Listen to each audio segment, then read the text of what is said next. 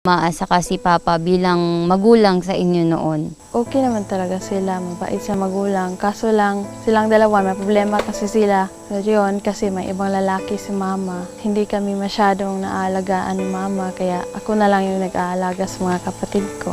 Mga ilang taong ka noon na nagsimula na nanlalaki si Mama? 6 years old ako, alam ko na pag wala si Papa, may ibang lalaki pumunta sa bahay. Nalaman ko na, ganito pala si Mama. Natatakot ako pag sinumbong ko siya, bububugin siya ni Papa, ganun.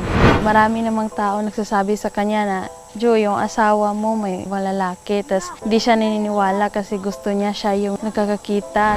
Dito na kami nakatira, pinapapunta pa ni Mama yung kabit niya rito. Kaya yun, isang araw na nandito yung kabit ni Mama, tapos umuwi si Papa galing sa trabaho, ayun. Muntik na niyang patayin yung kabit ni Mama.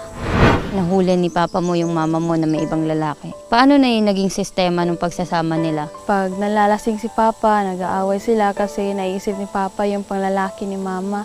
Tapos yung mga kapatid ko matatakot na sila, umiiyak na lang sa gilid kasi yun, nagsisigawan silang dalawa, nag-aaway. Okay naman sila, kahit nagkasala si Mama, pinapatawad pa rin siya ni Papa, ganun.